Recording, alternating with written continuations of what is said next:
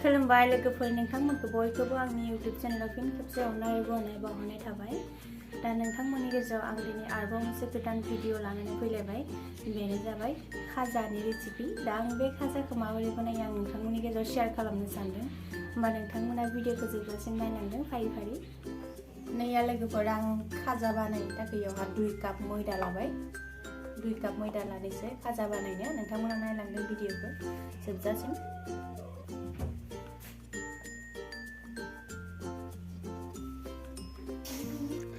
लोगोफोर, साराया गुदुं जाबाय। आङो नैया बे घिखौ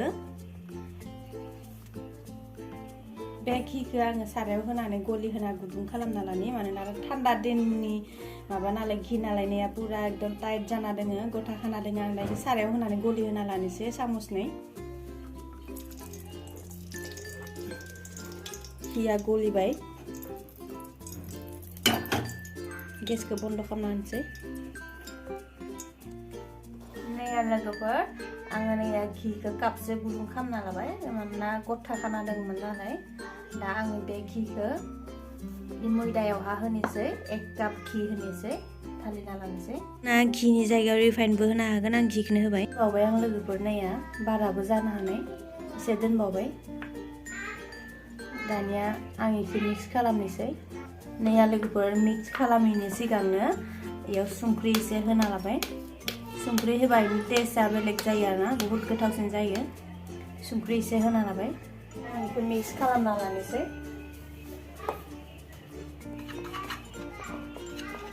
लोगोफोर, दानिया नैया मिक्स खालामनाया जाबाय आरो घि होनायाबो जाबाय। घिखौबो नांला बारा। नैया इफोरबायसा लदा जानांगोन, इफोरबायसा माबाया मैदाया इफोरबायसा लारु जानांगोन घिया होबा। होमबानिया लारु जाबा मिथिखाबाय जे घि होनो नांला, घिया पुरा नांजोब्बाय इयावहा। दानिया एसे घि आग्लायबाय आरोना, नैया एसेबांसो आग्लायबाय। दानिया आङो नैया दै होबाय, नर्मेल दै। दानिया आटा बायसा नाना लानोसै। आटानि खिरि बाङाय गोरा गोरा नानांगो आरो माबा खालामनाङा, बारा गेफे खालामनाङा। आटा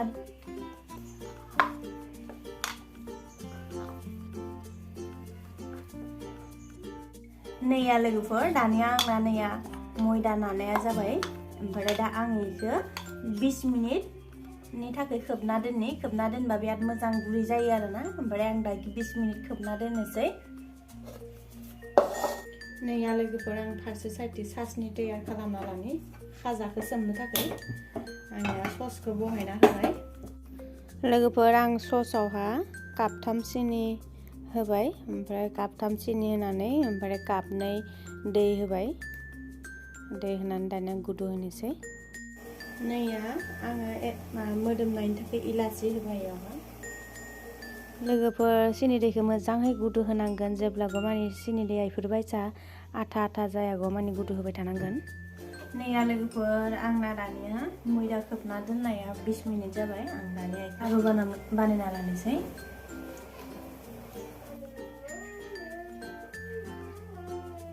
नैया लोगोफोर, आङो दानिया इखौ पुरा गुल बानायना लाबाय।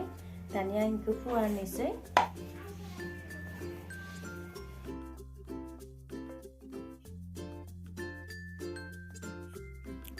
लोगोफोर, बे आटाखौ जाबगोनसो नालाय, जाबै जाबैसो मेरायगोन ना।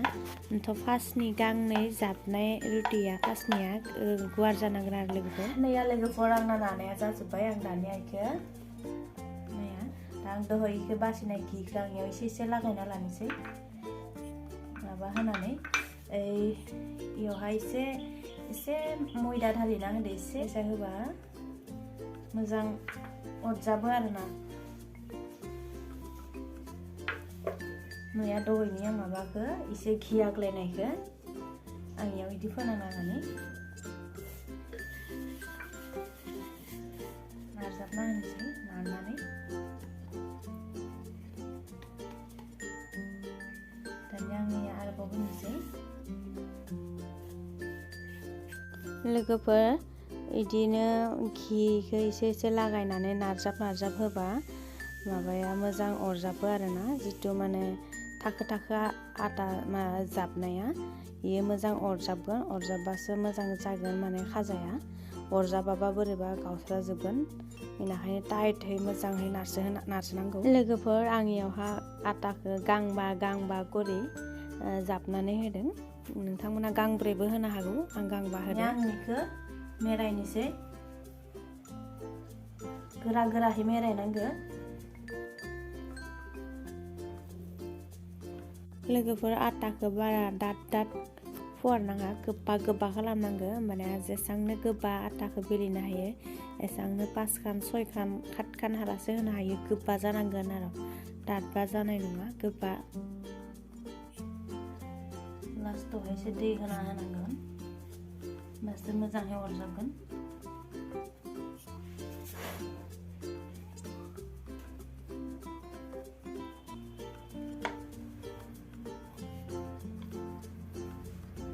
बेफोरबायसा एसे नाना लानांगौ। बेफोरबायसा एसे आखाइजों लाखै नाना लानांगौ, माने खमान जायो। नैया जाबाय, दानिया बेखौ हाना लानोसै लोगोफोर। नैया बेखिनिखौ हाना लानोसै दानिया।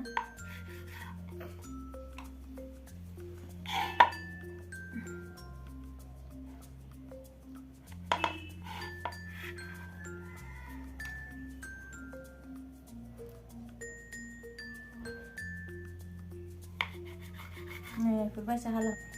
दानिया बेखौ आखाइजों बिदि नास्ताबनांगौ। फार्स्टआव आखाइजों बिदि नास्ताबना लानांगौ बिदिहाय।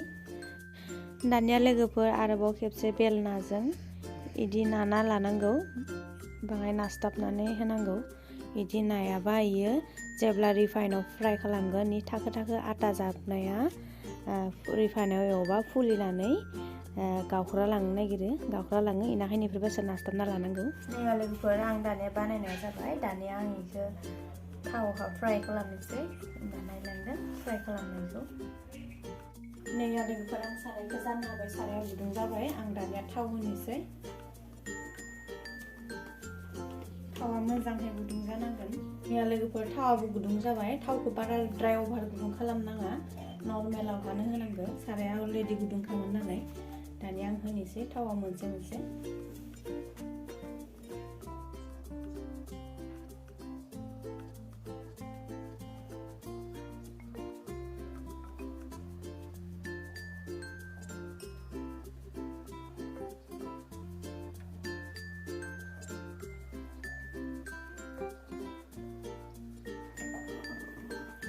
थावखौ बारा गोसा होना लानाङा। होहांनायाव 5 मिनिटसो बिदिनो होना दोननांगोन, उनावसो उल्टायना होनांगौ। नैया लोगोफोर आं उल्टायना होनोसै दानिया। नाया जाथ'वाखै दायो, जारेमरेम जानांगोन, जारेमरेम जासे एवनांगोन। दायो गुफुरैनो दोङो, जारेमरेम जाथ'वाखै लोगोफोर।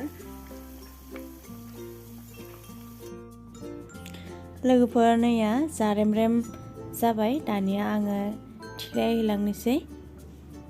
बाराद्राय खामबा मोजां जानाय नङा, बाङाय जारेमरेम जानायावनो थिख्लायनांगौ। आं दा थिख्लायनोसै।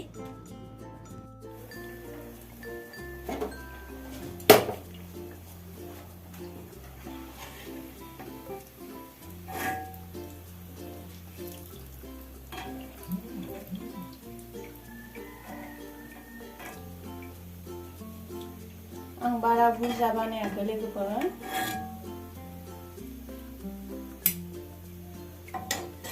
दानिया गेसखौ बन्द खालामनोसै, सासनियाव होनोसै दानिया।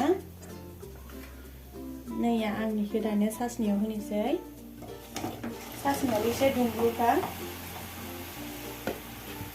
दानिया सासनियावहा उल्थाय होनांगोन, बेखौ खाजाखौ फिदिं होनांगोन, होमबासो मोजां गोदैया हाबजोबगोन। नैया लोगोफोर दानिया बेखौ सासनियावहा खमैबो 5 मिनिटसो सोमना दोननांगौ, जाहाथे बेनि माबाया गोदैया इयाव हाबजोबो। नैया दा बेखौ 5 मिनिट दोनथ'नोसै।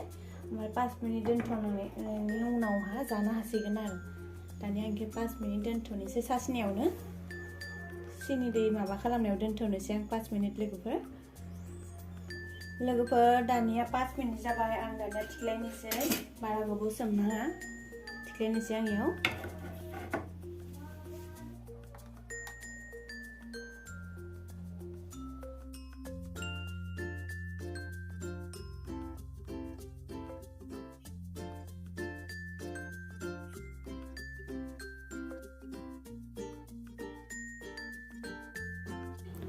नैया लोगोफोर आंनि खाजाया जाबाय नायदों नोंथांमोना माबोरै नुदों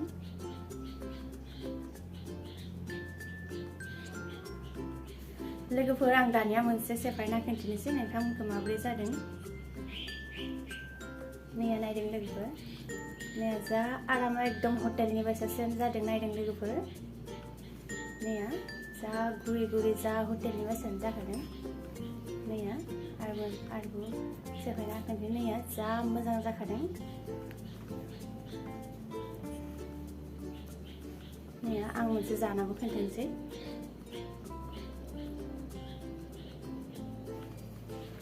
इमान गोथाव जादों लोगोफोर जा आराम जाखादों लोगोफोर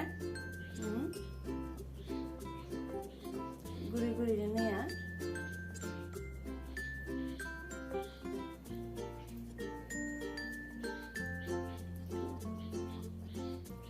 नोंथांमोनाबो न'आव बानायना जाबेबायसा नोंथांमोना भिडिअखौ जोबजासिम नायबा निश्चय नोंथांमोनाबो बानायना जानो हागोन बेफोरबायसा सेम हटेलनि बायसानो जादों नैया जा गोथाव जादों हटेलनिख्रुइ बांसिन गोथाव जादों दानिया लोगोफोर नोंथांमोना माबोरै नुखो आंनि खाजा बानायनाय रेसिपिखौ प्लिज आंखौ कमेन्टआव खोन्थाहर आरो लोगोफोर बे खाजाखौ नोंथांमोना स्ट'र खालामनाबो दोननो हागोन खया जाया इयो प्लिज लोगोफोर नोंथांमोना आंनि भिडिअखौ लाइक खालामनो दाबावगार आरो जायफोरा आंनि भिडिअखौ गोदान नायदों प्लिज आंनि चेनेलखौ साबस्क्राइब खालामना हो शेयार खालामना हो खाथियाव थानाय बेल आइकनखौ दाबायना हो जाहाथे आं गोदान गोदान भिडिअ आपल'ड होयोब्ला नोंथांमोननि गेजेरजों जाहाथे आंनि भिडिअआ सहैयो लोगोफोर होमबा दिनैनि भिडिअखौ आङो एसेयावनो दोनथ'बाय बाय बाय लोगोफोर बयखौबो